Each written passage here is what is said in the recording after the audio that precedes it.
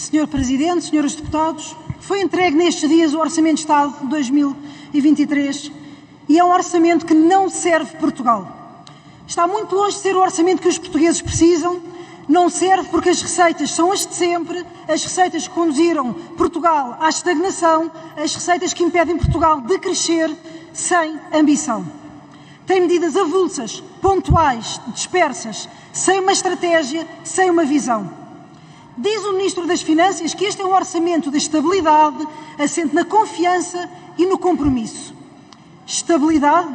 Sim. Estabilidade na estagnação, estabilidade na sobrecarga fiscal. Confiança? Não.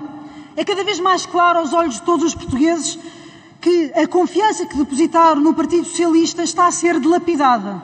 São as promessas que quebram e não é da conjuntura ou da estabilidade, é uma escolha. É uma escolha quando comunicam como comunicaram as pensões, é uma escolha quando fazem a propaganda.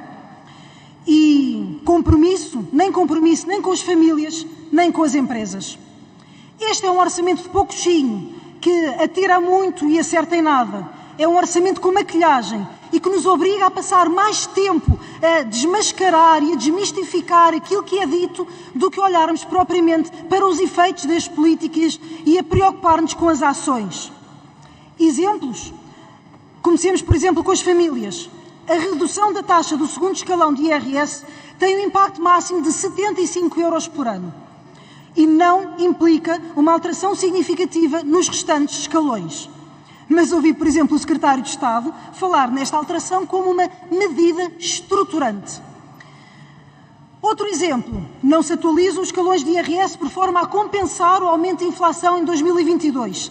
Facto incompreensível para todos, menos para o PS. E a maior surpresa de todos ainda é ouvir deputados do PS dizer que a austeridade é cortar salários. É que só eles parecem não ter compreendido que não aumentar os escalões de IRS por forma a compensar a inflação de 2022 e 2023 é, na prática, um efeito semelhante a cortar salários. E sim, estamos a voltar à discussão dos termos reais e nominais. Mas gostaria, se calhar, até de fazer um pedido muito claro à bancada socialista e também ao Governo. Não contribuam para a desinformação. Não contribuam para a iliteracia financeira. E quanto às empresas? Mais do mesmo.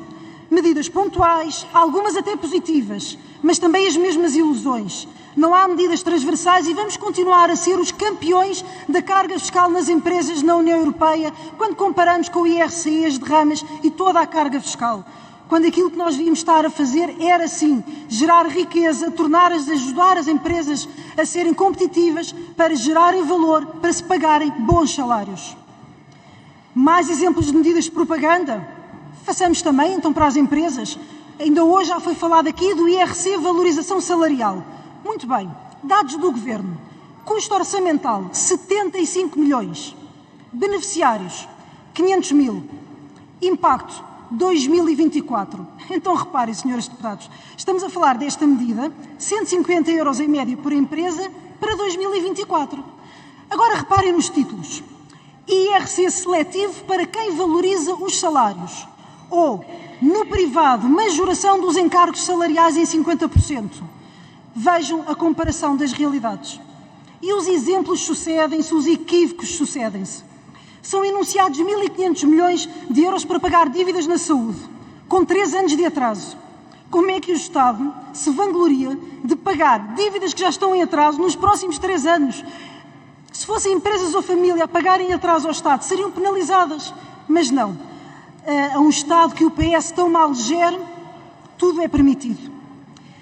Criticamos a forma, mas o pior mesmo é o conteúdo. E são as opções. Sim, são as opções políticas.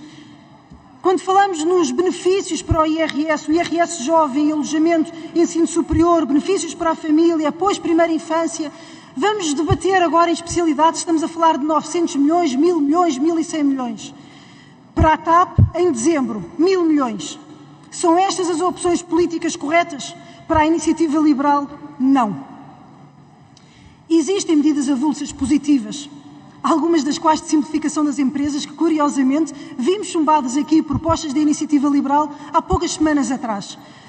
Mas, se procurarmos por aquilo que era efetivamente necessário de reformas neste orçamento, bem podemos procurar que não encontramos. Nada que estranhemos, porque reformas não é uma palavra que combina com o PS. O PS foge das reformas mesmo quando tem maioria absoluta, mesmo quando recebe o maior volume de sempre de fundos estruturais, mesmo quando se prepara para receber os milhões do PRR.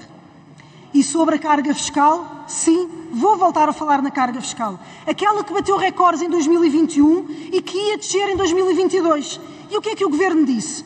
Que em 2022 ia baixar, que não ia lucrar com a inflação, que aquilo que deveria ter ficado nos bolsos dos portugueses, mas que foi para o Estado, que ia ser devolvido.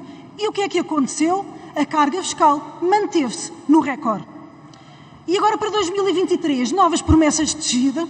Vamos ver, mas aquilo que nós já podemos ver nos mapas de receitas orçamentais é que de receitas fiscais é que IRS, as receitas mantêm-se e IVA vão inclusivamente aumentar 800 milhões de euros.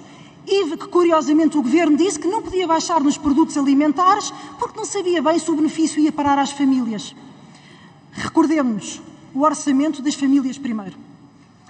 Termino assim a esclarecer o grande equívoco deste Orçamento de Estado, o grande equívoco deste slogan. Dizem famílias primeiro, estabilidade, compromisso e confiança. Vou explicar a verdadeira conjugação. O que afinal querem dizer é isto. Com este orçamento, o Governo tem a confiança que o principal compromisso das famílias é garantir a estabilidade das receitas do Estado. Com o PS é Estado primeiro, família depois.